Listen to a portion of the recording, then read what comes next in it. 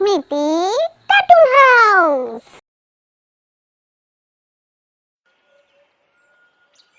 सुंदरगढ़ नाम की एक राज्य था। उस राज्य के राजा का नाम था रुद्रवर्मा। राजा रुद्रवर्मा थे बहुत ही अहंकारी एक राजा, और उस राज्य के मंत्री जी थे बहुत ही नेक दिल इंसान। राजा और मंत्री दोनों का ही एक बेटा था, और राजा का बेटा और मंत्री जी की बेटा दोनों बहुत अच्छे दोस्त थे। एक दिन जब राजा दरबार में बैठे हुए थे, अचानक एक साधु आया राज दरबार में।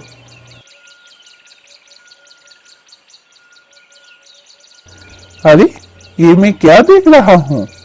दरबार में एक साधु आए हुए हैं। मेरा प्रणाम लीजिएगा। आयुष्मान भव। बोलिए, आप इस दरबार में क्यों आए हैं? मैं आपका कैसा सेवा कर सकता हूँ? मैं आया हूँ राजपुत्र की भाग्य गणना करने के लिए। ये तो बहुत अच्छी बात है। चलिए, मैं आपको अंदर लेकर चलता हूँ। इसके बाद राजा उस साधु को लेकर अंदर गए। आइए, बैठिए यहाँ पर। राजपुत्र को बुलाइए अब। हाँ, मैं अभी बुला रहा हूँ। कोई है यहाँ पर? जी महाराज, हाजिर हूँ। राजपुत्र और मंत्री की पुत्र को अभी यहाँ पर लेकर आओ। जी हुजूर, मैं अभी लेकर आ रहा हूँ। महाराज, आप मेरे बेटे को क्यों बुलाया? हाँ मंत्री, अगर राजपुत्र के भाग्य गणना होगा तो तुम्हारे बेटे का भी भाग्य गणना होगा, क्योंकि वो दोनों अच्छे दोस्त थे। दोनों दोस्त के एक साथ भाग्य गणना होना चाहिए। इसके बाद राजा के आदमी ने मंत्री पुत्र और राजपुत्र को बुलाने गया। महाराज, आप दोनों को बुला रहे हैं, जल्दी चलिए। मुझे भी जाना होगा महाराज, मुझे भी बुला रहे हैं। जी हाँ महाराज, आप दोनों को बुला रहे हैं, जल्दी चलिए। फिर वो दोनों महाराज के पास गए। पिताजी, आप हमें बुला रहे थे? हाँ राजपुत्र। साधु जी, ये है राजपुत्र आदित्य वर्मा, और वो है मंत्री के पुत्र रुद्र। सुनो बेटा, साधु जी आए हैं तुम दोनों की भाग्य गणना करने के लिए, इसीलिए उनकी बात सुनो और वो जो बोल रहे हैं वो करो। राजपुत्र आदित्य वर्मा, जरा तुम्हारे हाथ दिखाओ। साधु जी राजपुत्र के हाथ देखने लगे। रुद्र, अब तुम्हारे हाथ दिखाओ। और फिर साधु जी मंत्री के बेटे रुद्र के हाथ देखने लगे। ठीक है, अब तुम दोनों जाओ।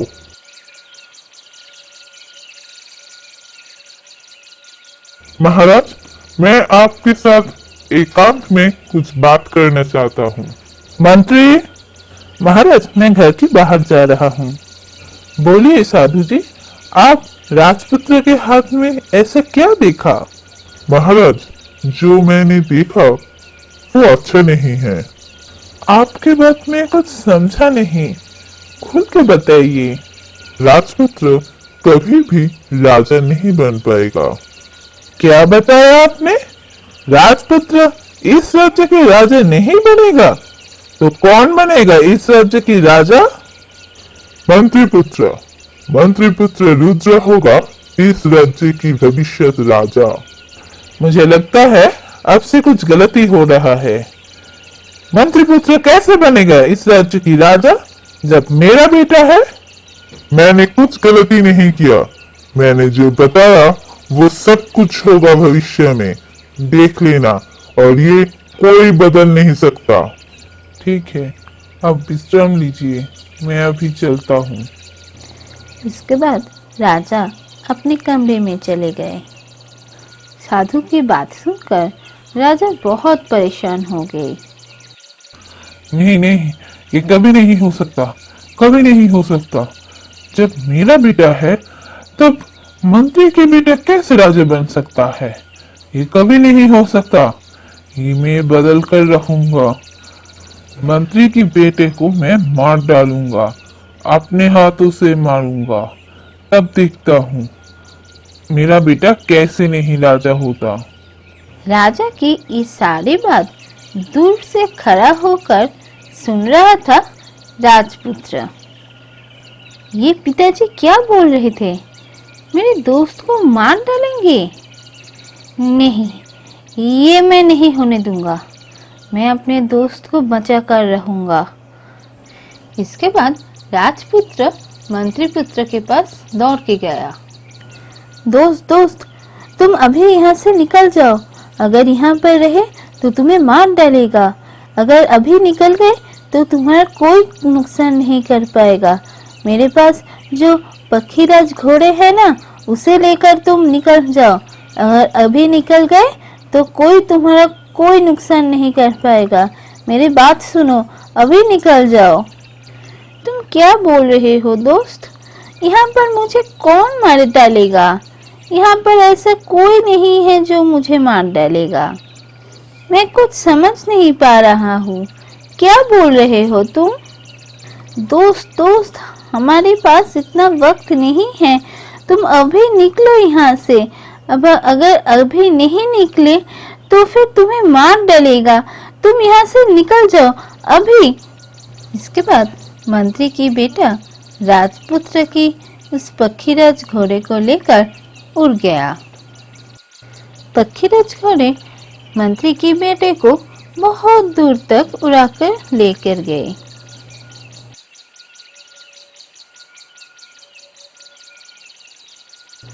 दोस्त ने क्या बताया अभी तक मेरे समझ में नहीं आ रहा है।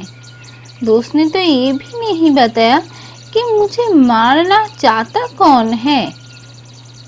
बहुत देर से उड़ रहा हूँ, बहुत भूख लगा है, प्यास भी लगा है।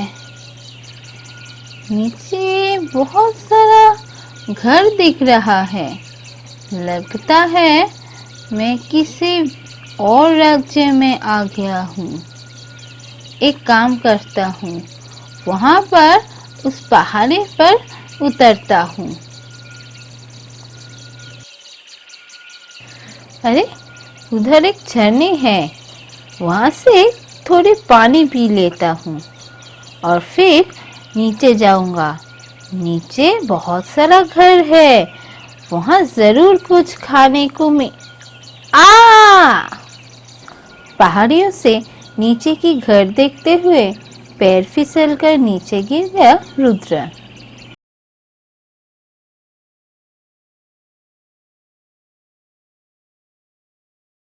जंगल में रुद्र का इस तरह बेहोश होकर पड़े हुए देखकर वो रुक गए और फिर वो घोड़े से उतरकर रुद्र की तरफ जाने लगे। अरे, ये मैं क्या देख रहा हूँ? इतने घने जंगल में इतने छोटे से बच्चे बेहोश होकर पड़े हैं। देखकर तो बहुत ऊंचे परिवार से लगता है। लगता है कोई दुर्घटना हुआ है, इसीलिए ये बेहोश होकर पड़े हैं। एक काम करता हूँ, इसे लेकर मैं राजमहल चलता हूँ। उसके बाद राजा रुद्र को लेकर राजमहल गए। उसके बाद राजा राजवैद्य को बुलाया उस बच्चे की चिकित्सा करवाने के लिए। राजवैद्य उस बच्चे की चिकित्सा करने के बाद राजा को बोला, महाराज, इस बच्चे की सर के पीछे बहुत गहरी चोट लगी है, इसीलिए ये बच्चा अपने याददाश्त भी खो सकता है। जब तक उसके होश नहीं आता तब तक ठीक से कुछ भी नहीं बोल सकते।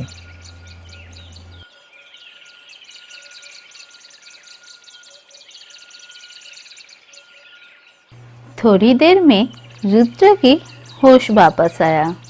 रुद्र के होश आते हुए देखकर महाराज उससे पूछा, लगता है होश आ गया। तुम कौन हो बेटा?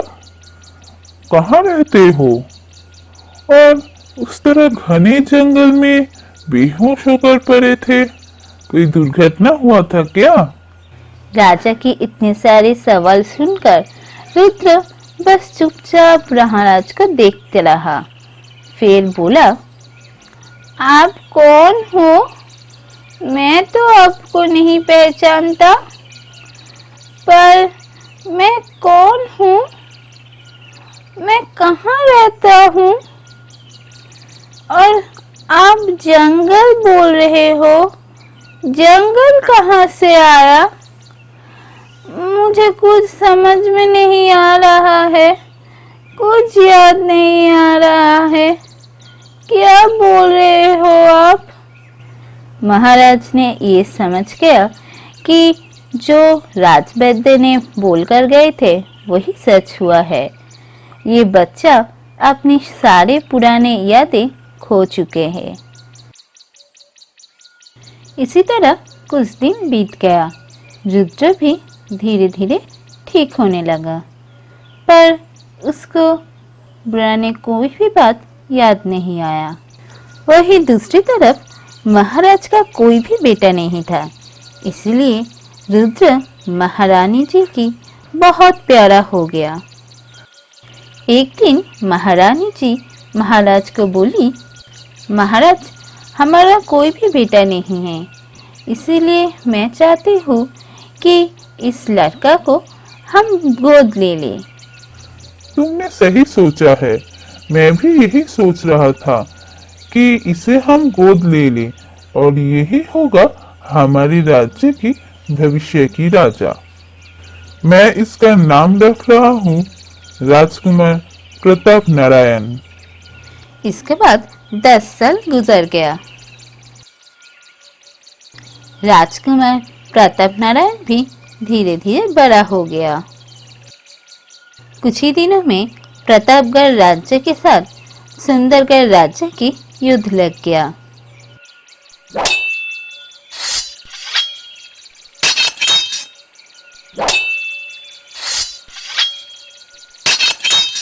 युद्ध में प्रतापगढ़ राज्य की जय हुआ। युद्ध के बाद प्रतापगढ़ राज्य की राजा तय किया, मैं इस सुंदरगढ़ राज्य की दायित्व देना चाहता हूँ अपना बेटा प्रताप नारायण पर। और इसी तरह मंत्रपुत्र रुद्र राजकुमार प्रताप नारायण बनकर सुंदरगढ़ राज्य की राजा बन गया। और इसी तरह गुरु की भविष्यवाणी सच हो गया।